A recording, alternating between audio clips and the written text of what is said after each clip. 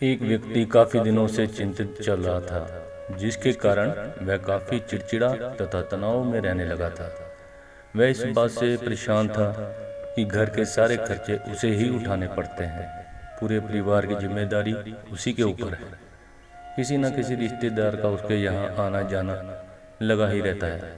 इन्हीं बातों को सोच सोच कर वह काफी परेशान रहता था तथा बच्चों को अक्सर डांट देता था तथा अपनी पत्नी भी ज्यादातर उसका किसी न किसी बात पर झगड़ा ही चलता रहता था। एक दिन उसका बेटा उसके पास आया और बोला, पिताजी, मेरा स्कूल का होमवर्क करा दीजिए। वह व्यक्ति पहले से ही तनाव में था। उसने बेटे को डांट कर भगा दिया, लेकिन जब थोड़ी देर बाद उसका गुस्सा शांत हुआ तो वह बेटे के पास गया तो देखा कि बेटा तो सोया हुआ है और उसके हाथ में उसके होमवर्क की कॉपी भी है।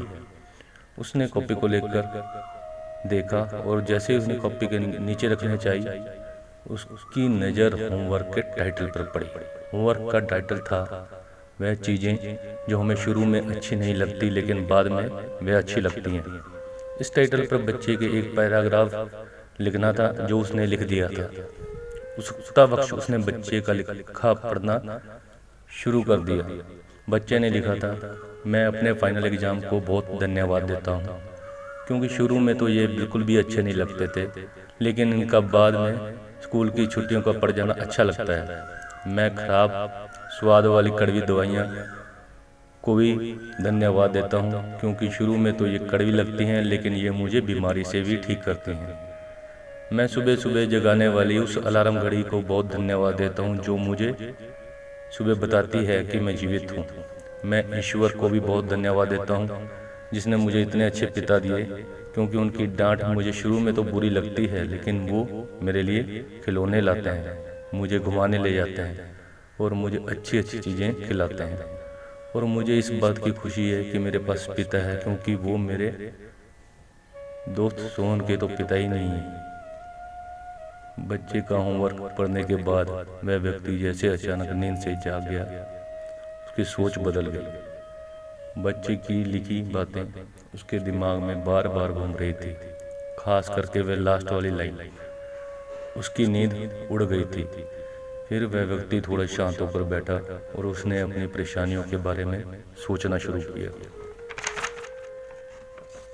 मुझे घर के सारे खर्च उठाने पड़ते हैं, इसका मतलब है मेरे पास घर है और ईश्वर की कृपा से मैं उन लोगों से बेहतर स्थिति में हूँ जिनके पास घर भी नहीं है।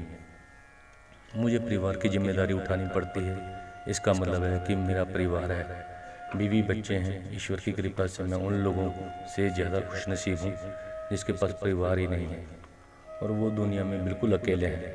मेरे यहाँ कोई ना कोई मित्र या रिश्तेदार आता जाता है, इसका मतलब कि मेरी एक सामाजिक हैसियत है और मेरे पास मेरे सुख दुख में साथ देने वाले लोग हैं। हे भगवान, तेरा बहुत बहुत शुक्रिया। मुझे माफ़ करना, मैं तेरी कृपा को पहचान नहीं पाया। इसके बाद उसकी सोच एकदम बदल गई। उसकी सारी परेशानी, सारी चिंता एकदम से जैसे ख़त्म ही हो गई। वह एकदम से बदल सा गया। वह भाग कर अपने बेटे के पास गया और सोते हुए बेटे को गोद में उठाकर उसके माथे को चूमने लगा और अपने बेटे को तथा ईश्वर को धन्यवाद देने लगा।